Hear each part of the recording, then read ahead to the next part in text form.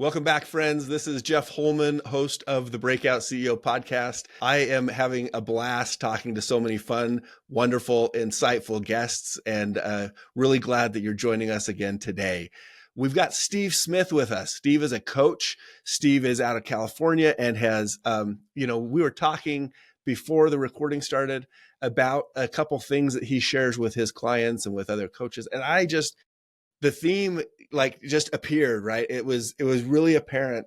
Steve is going to, and I just noticed this, Steve Smith, smart scaling, where the theme is S's today, I think. But dang, that's serendipitous, isn't it? Yeah. So, but we were talking, you and I, Steve, about some experience you've had and some things that you've learned and observed along the way. I mean, you got would I read 45 years of experience doing this stuff, right? Is that right? Yeah, I mean, 45 years in business, and that has taken a shift over time. But looking back on it, what I realized was my first 30 years was actually a really good setup for the 18 years I've been in coaching now. So, what was the 30 years? I was in consumer products manufacturing. Okay. And I went to, I worked for companies like General Mills and Lysol Chemical. And, at one point I was with the largest manufacturer of burial caskets, which was a really strange business to be in. But, all of these assignments took me to great places. I learned a ton, and it was a great experience. And really what it did was it set me up to where I got into this in 2008. And I started to realize that my point of difference in the coaching field, because I do executive coaching for leaders in large companies, and I do business coaching for small business owners. But what it did was it set me up with a really massive background in just how business works. Yeah. And, look, there's a lot of great coaches out there. There's some that are infinitely better than I. But when people are looking for help making the business better, which might include making them better, I've got a lot of background in that.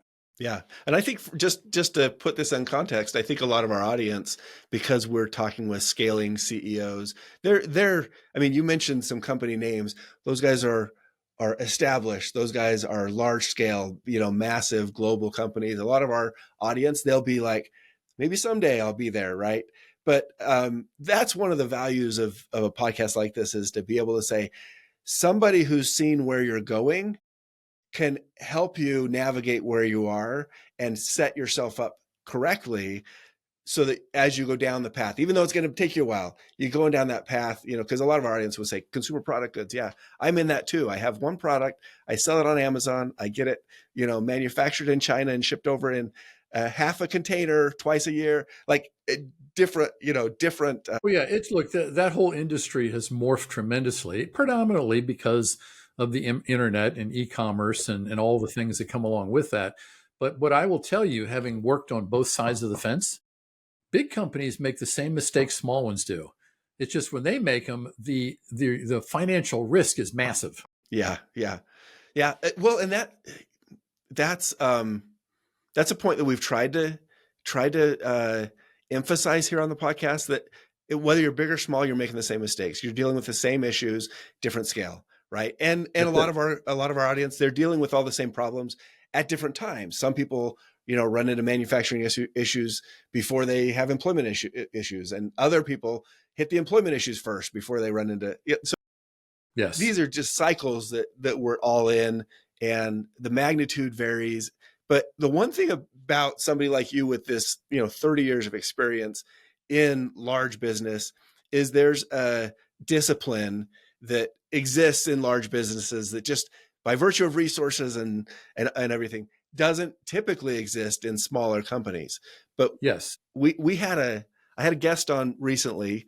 It'll be aired before yours airs, and so people will recognize Greg Scow. He talks about buying businesses. He's bought 3 or 4, I think 5 businesses now.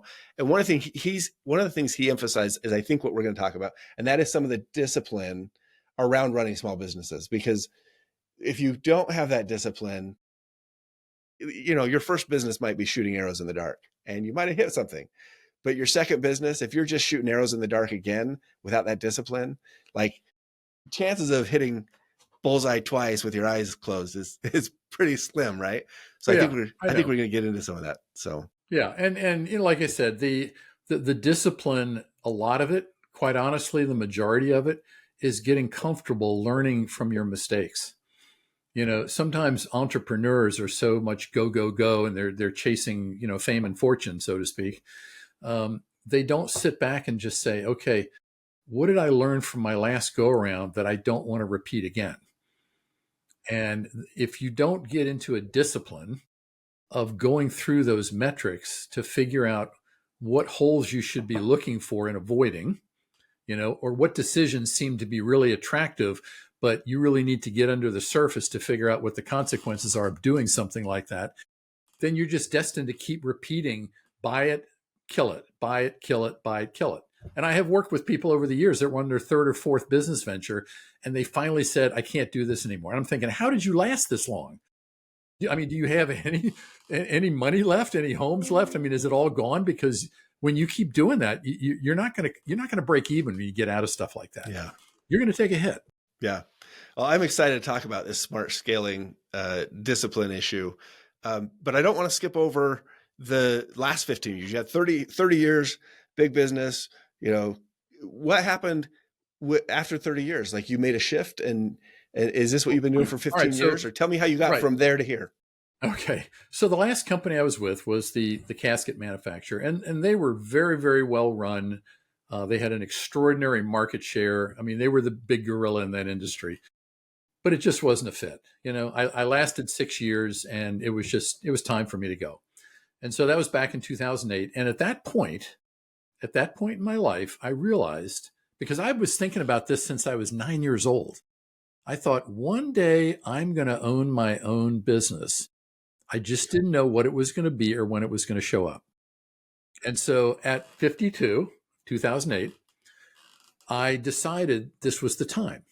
Now, I still didn't really know what I was going to get into. Like, so a lot of people, I'm out investigating a lot of things. I'm looking at a lot of different business models. And I kept running into people that would kind of look at my background, ask me questions. They're trying to help, right? And I kept getting the responses, have you ever considered being a business coach? And I had heard of it before, more on the executive side by virtue of the companies I'd been with prior. Yeah. But I didn't know anybody that did that. And quite honestly, until about the mid 90s, prior to that, it was pretty much reserved for, politicians and celebrities and, Fortune 500 CEOs. Mm-hmm. The whole business coaching climate had not gotten down to the street level where just about any business or professional could take advantage of it. So I started looking into it. I had the help of a consultant that worked with me. And so when the time was right and the opportunity presented itself, I bought into a startup coaching franchise. Okay. And, it was a big chunk of money. I was like, oh my God, you're kind of signing the check and you're thinking, oh, do I really want to do this? Yeah. But, I went and did it, and that was a whole nother story in and of itself. But that is what launched me into what I'm doing today. And even though that company actually went bankrupt 2.5 years in from me getting there. Yeah. Because I got in on the first wave of them going from a private company to a franchise operation. Got it. And I got a whole bunch of stories about that. Yep. But a lot of franchise owners have stories about franchises. Yeah. So quite honestly, it was like buying an MBA, but I still look back on those days and realize I would not be where I am today if I hadn't gone through that. Yeah. I mean, that's how you learn a lot of times. And I've got an MBA, and what I learned in my MBA is very different from what I've learned from the successes and failures and obstacles and, attempts that I've made throughout my business. They're both valuable in their own way, but very different. Yes, absolutely. So you took 30 years, leveraged it into the last 15 years or so of coaching. In 2008, well, that was a wild time for a lot of reasons, but oh yeah. Okay. That was, look, a lot of people like myself left large companies and went out and pioneered their own thing. None of us at that point knew what was happening or what was coming. And so 2009 through about 2011 was some pretty lean times. Yep. It was what I considered the kind of the purging of the market. Okay. So people who were just dabbling were the ones that washed out quickly. When my company, the company I bought a franchise in, when they finally went BK, Hmm. Within about a year, everybody that had come in that company had gone back to whatever industry or profession they were previously doing before they fell in love with coaching. Okay. So I just decided at that point, there is no going back. I mean, I had a great 30 years, but I had no interest in going back into the industry. A lot of it had changed. And so I was definitely looking to pioneer something new. And I just said, okay, I'm on my own. I'm going to have to do it, sweat it out myself. Thankfully, I had a ton of examples from the franchise company of what not to do. So Yeah. that's got some value in and of itself. And I just kind of pursued it and kind of made it my own. I changed a lot of the programming to things I thought were Hmm. going to be more beneficial. And I was fortunate. It worked out well. That's awesome. I was waiting for you in there to say something like, I couldn't go back. The casket industry was dead to me. But we'll just I know that whole industry is full of those kind of I jokes. And it's like, no, I got to I leave have that so back. many questions, but Right. that's probably for another show. Um, so before we talk about some of this smart scaling, we're almost there, but I want to know, is there something that when you look back, you're like, oh, I know exactly where, like I teach this now, but I didn't realize then that I was getting the lessons that would turn into the perspectives I have today. What's one of those lessons that you maybe experienced, or one of those things that you went through during that initial, precursor stage to where you're at now that carried over into this stage? The one thing that was kind of a watershed moment was when I finally realized that this is a big industry and there's a ton of solo and small company players in this profession. All right. The vast majority of them don't ever make a livable company out of them. So it's something they do while they're working for Wells Fargo or, something like that. It's a And you're side talking about hustle. coaching right now. Is that I'm right? talking about Okay. coaching. Just want And to make so sure. what I started to realize, you have to be committed to stay in the game long enough to outlast everybody else. Yeah. That was a huge learning lesson. And quite honestly, it was one of the reasons that the franchise company didn't work, because they kept changing their strategy and people just got confused. And it was like, okay, let's just wait and see how long this lasts. And so I realized from that, I've got to create a persona of who I am, what my company's here to do. And I've just got to keep hitting it and hitting it and hitting it and hitting it till it's just patently obvious that it's not a workable model. But Yeah. if you stay it long enough, eventually the market will adapt. They'll start to recognize, okay, I see him here. I see him here. He's talking about this. It's everything looks the same. So there must be legitimacy. Because when you're in a professional service business, it's all about being legitimate. Right. It's not like you can say, gee, I have this product you can buy. It's a great product, even though I'm a crappy company. The product's good. That doesn't work in a professional service environment. So you've really got to kind of fine tune who you are in the marketplace and what you do distinctly different from everybody else. And you got to stay the course. And I imagine there's a way to, because persistence or grit or, this idea of, overcoming failures enough times that you succeed, that's really prevalent in startup scale up worlds, right? It's like, hey, you gotta be there long enough to find success, and you're going to experience failure along the way. But I imagine there's a way to persist smarter than some other ways that are less smart to persist. Is that right? It is. And I can tell you that it all boils down to, how well do you know your customer? Because the people that I've worked with all these years who have had a hard time of getting their arms around, who am I in the marketplace and what do I do distinctly different than others who are in my space? They've never gone to school on why the customer buys that product or service and what it is they like or don't like about people that are generally in that business. Industries, niches of businesses, they all have perceptions as to what people like or don't like about them. And you have to understand what that is, because you're not just selling to somebody who needs a bottle of water. You're selling to somebody who has a specific requirement about why they buy a certain bottle of water and what it means to them once they take it. That's where you market. That's where you live. You just don't live on the transactional level. Gee, I got all the water you need. Here, I'll give you 50% off. And that's where a lot of people, that what they run into when they're trying to maintain volume and keep the lights on. They get into that transactional way of running the business. And that's usually the kiss of death. It's very, very hard to get out of that. Well, I mean, that's insightful. I want to put this one more layer of context around this because I'm just thinking about it as we're talking, and I want to make sure that it's apparent to our audience. But we talk about persistence. There's that 0 to 1 phase where you're trying to, because you said you need to persist long enough to succeed, understanding who your audience is, right? And I think they're in the scaling stage of business. That's exactly right. Some people are earlier than that, and they're in that 0 to 1. I'm trying to find product market fit, meaning I don't know exactly what my product is. I don't know exactly who my market is, but if I can do it long enough, maybe I can find a fit between a product and a market. So we're really talking about that phase after you know who your client is, and persisting long enough to build the brand, to build the success with that.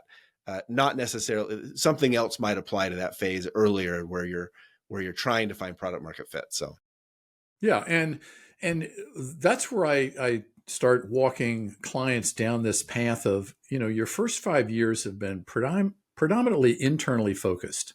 How do I finance this thing?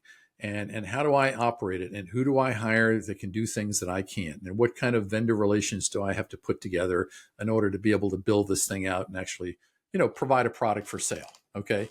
So that's a lot of internal growth building to get your company up and running and be a viable entity. Once you get established in that and you see things are working on a routine basis and you can kind of count on the results of what you're working on, now you've got to shift your focus to outside the business. Okay. What's happening in the market?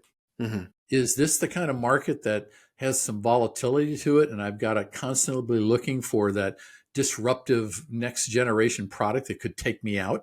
There's the landscape is riddled with large companies that have fallen prey to that kind of stuff. You've got to look at customer trends. Customers might like what I'm doing now, but what could cause them to shift and go someplace else? So it's all this, competitors, all those kind of things you've got to constantly be looking at to make sure that you're navigating the landscape correctly. Because if you don't, you can go away quickly. I mean, you can just be considered obsolete or second best. Neither one of those is good. So you really have to look at, where am I going? What does the road ahead of me look like? And do I have what it takes now, people, systems, resources to be able to navigate that road and stay on the path long enough and be able to come out the other side in a good, profitable manner. And most people don't go to that level of detail. And so they get halfway down the road and they're like, oh, crap, I got to go out and find an investor because I'm running out of money, or I've got to go out and find another supplier because this one here just got a huge deal with Walmart. And so they're not supplying me anymore because all their volume is going to that behemoth. So all these kind of things can happen, and they can catch you in the butt because you're not actively staying in touch with those variables that could either hurt you or help you. Well, so let's go that direction just for a minute. And then I want to make sure we talk about any frameworks or things like that apply to scaling. Cause you mentioned stuff before the call that I think is very valuable for our audience, but what are some things what are some signs in a business that you're off track in this area, that you're either distracted, you're pursuing other things, does it show up in the revenue? Does it show up in the financial somewhere else? Does it show up in the team? Like where do people start to see symptoms that maybe they're not scaling in a smart way and they need to, identify these issues so that they can then regroup and get back on the right track? Okay. So scaling has kind of an interesting concept behind it. One, for the entrepreneur, the person that owns the business, the excitement about the prospect of being bigger and more dominant in whatever marketplace you're serving is like a drug. It can completely take over your head. Absolutely. And occupy the perspective you have. The reverse side of it is the people that are working for you that are responsible for having to make all this stuff work to get it out to the market, to service the client, take care of the issues, do the billing, whatever it is. Those people are under assault because now the growth has gone way beyond the expectation, what they're used to dealing with. It may have gone way beyond the facilities and resources that the company operates with. Mhm. And they're having trouble getting the attention of the owner who's still in la la land about the future. Well, and that's common, right? Because a lot of CEOs, they are visionaries. They build something wild because they're kind of wild. They're kind of unhinged in some ways, good or bad, right? And they believe they can do things that nobody else is doing, and they can be So, successful. okay, Where so that's the early warning sign that I'm okay, talking about here. well, how would Um, that? Can I dig into that? Because I don't. Because I've seen this happen. I've had clients right. that are on that side of the page, if you will, um, and I've seen where it's been difficult for team members to necessarily reach the CEO at a level where the CEO is responsive to something other than big wild ideas, right? So I'm not Yes. sure that I think there are situations where the CEO doesn't see it, and maybe the team isn't able to point it out. So how does a CEO get insight into this when if that's the case? Is there a way that they have a flag they should be looking for?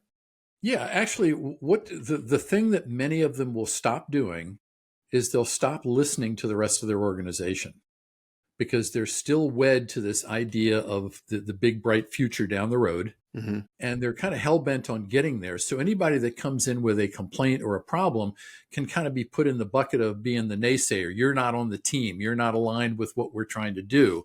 So they kind of railroad it, okay, because that's where they want to go. I mean, I worked with a startup solar company a couple of years ago, just a carbon copy of this topic we're talking about now. And the CEOs stopped listening to the people who actually were the kind of the first responders of the day-to-day operational problems. So when you start doing that, what you basically transmit to the rest of your organization is, I'm not interested. Don't bring me your problems. Just do the job.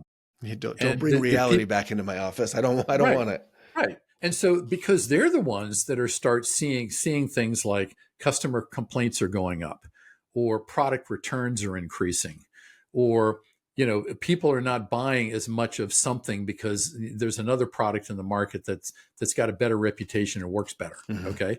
So all of these early indicators at the ground level don't get addressed because the people at the top don't really want to hear them. That gets in the way of my vision of being the crown jewel here down the road.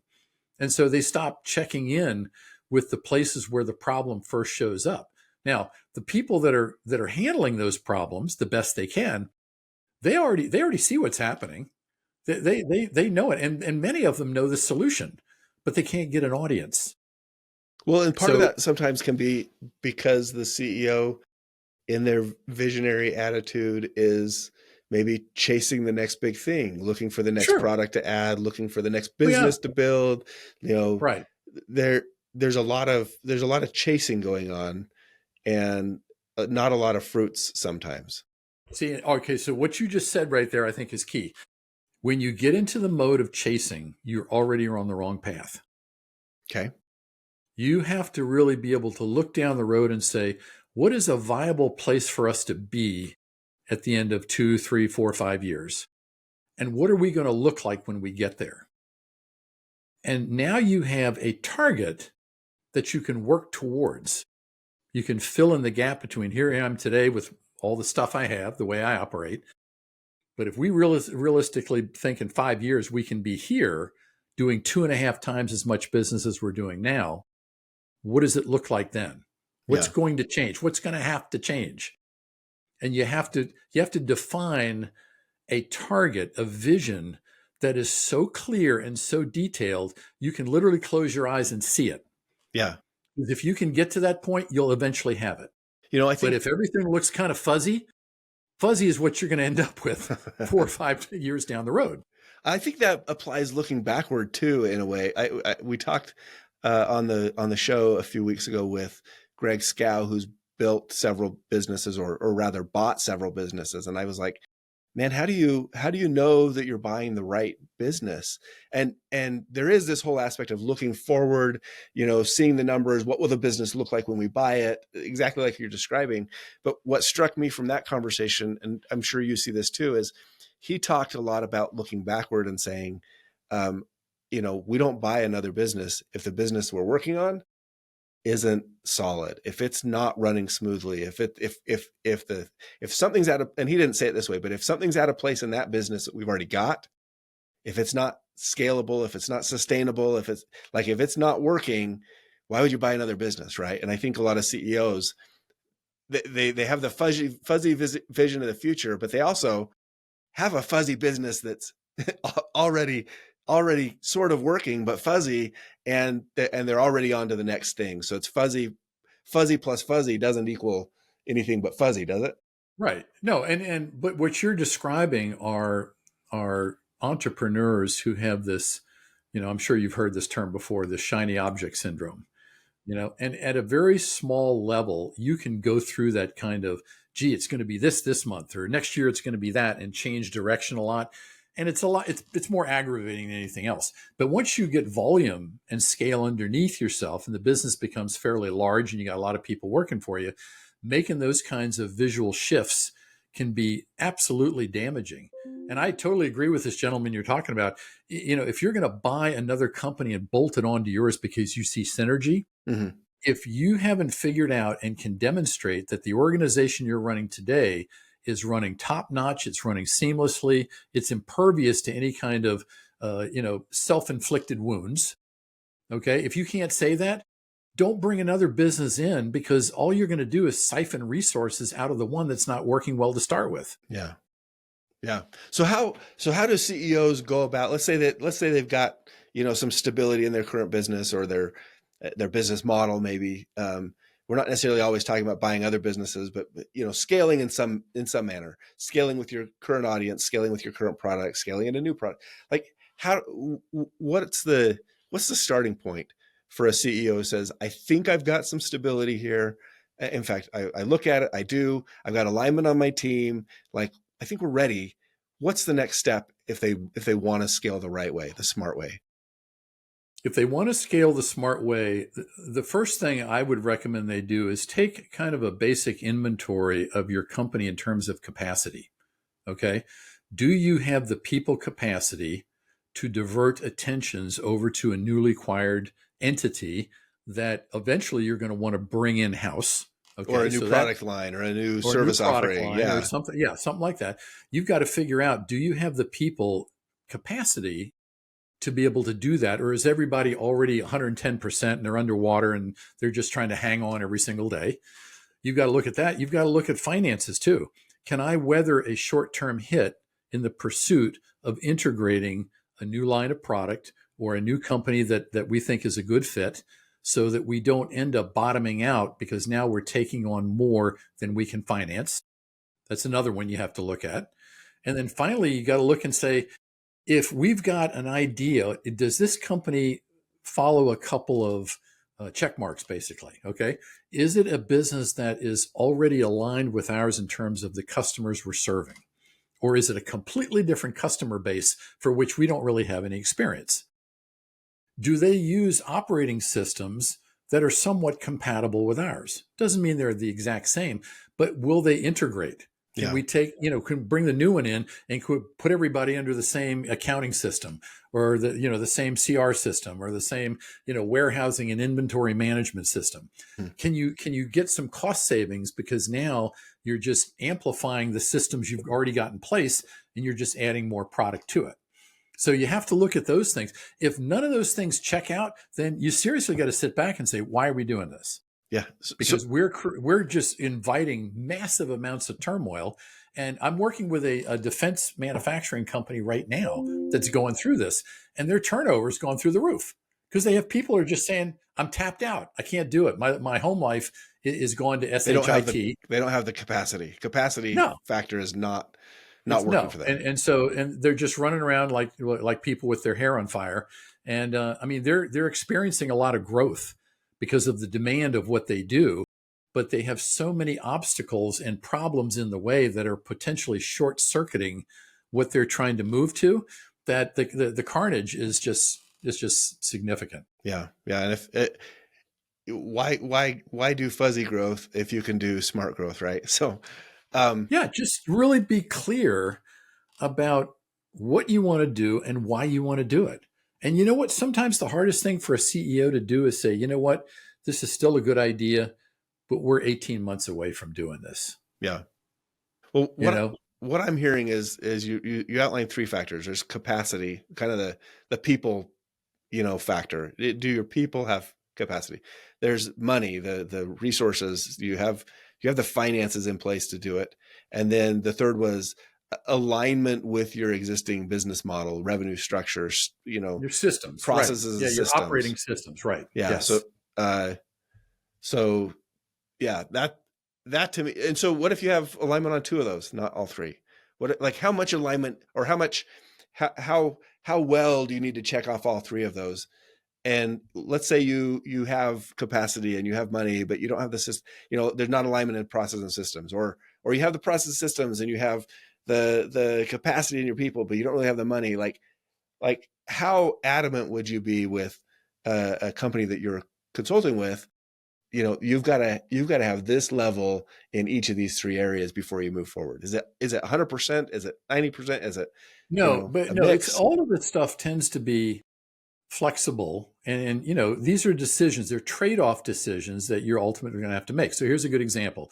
Let's say you buy a business that is a great fit for what you're doing, but they serve a different market in a different state. All right. So, you've come to an agreement, you're buying this other company, you're taking over all their stuff, some of their people.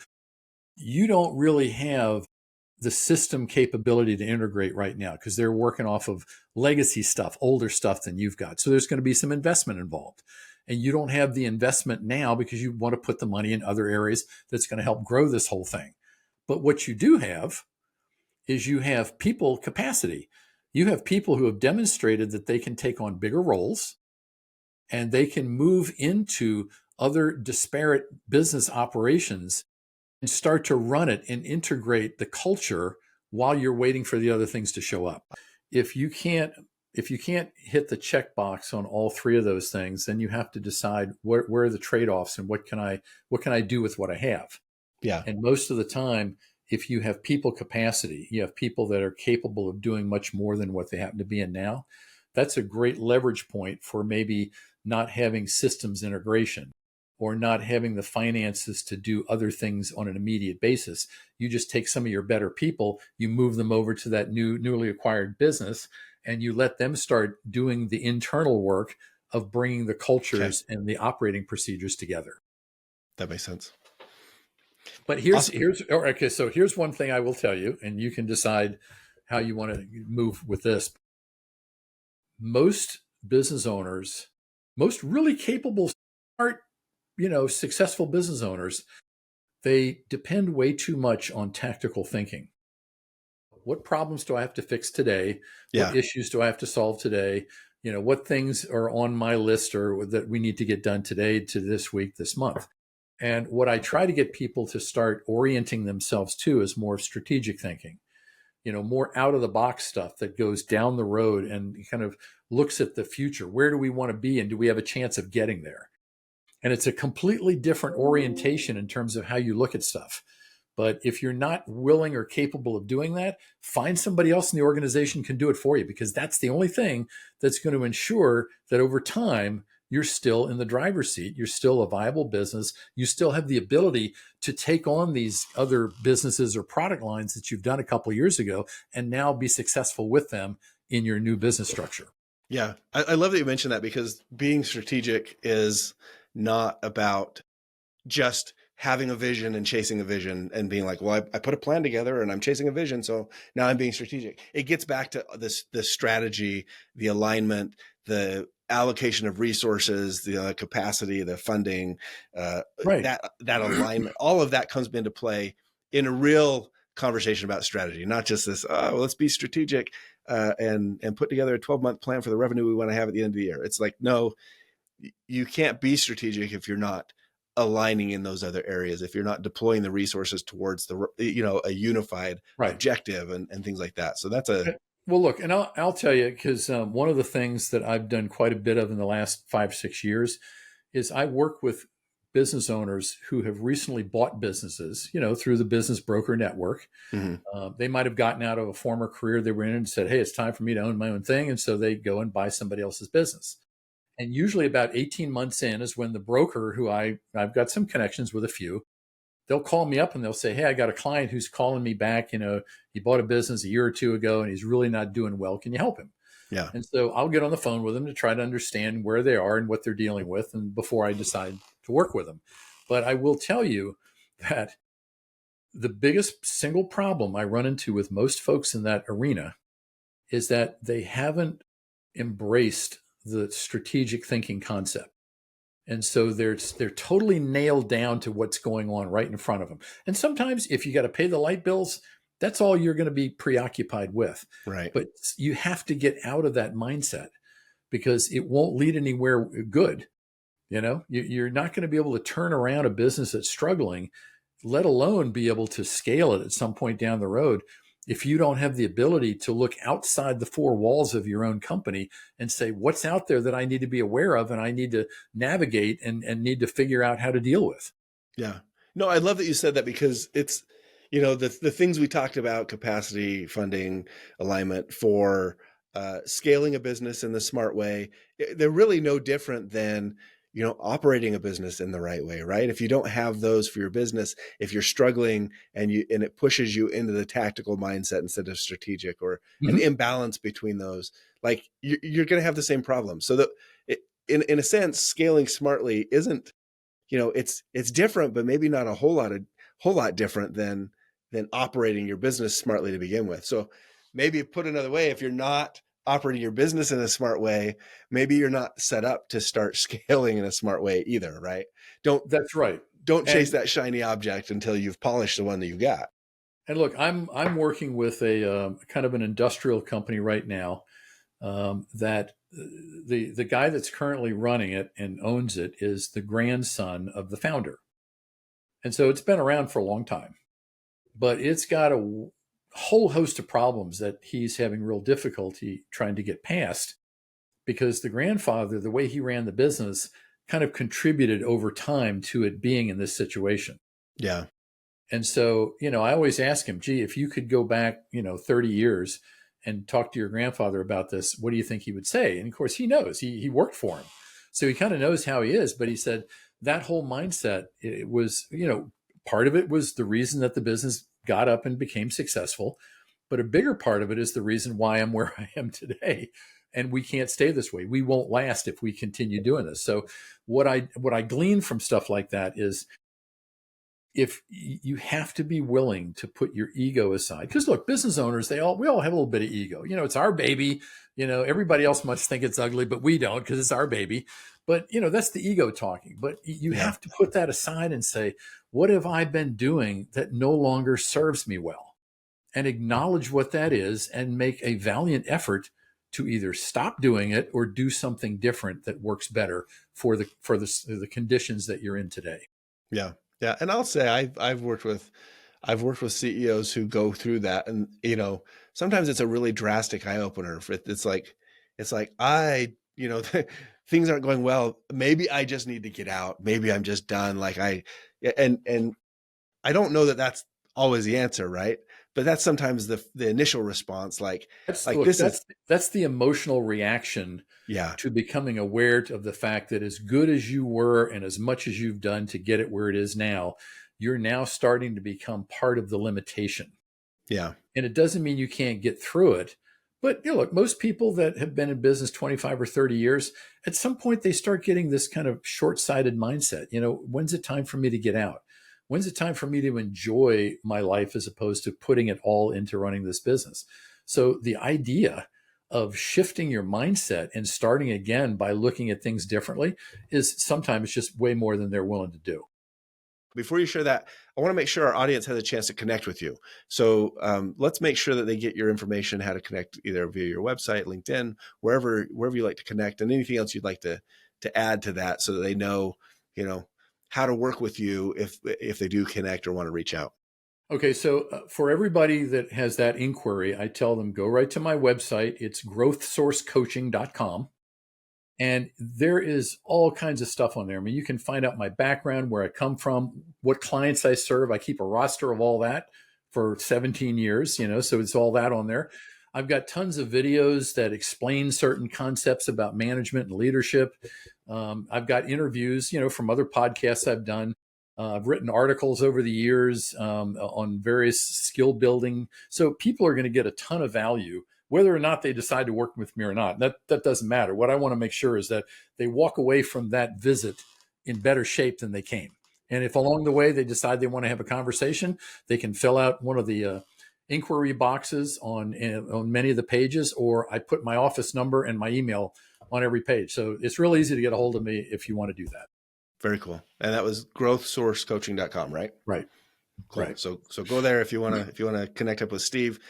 Let's end on these characteristics, one or two characteristics that you see in CEOs who are poised for scaling, who are kind of equipped to do that the right way. What do those look like?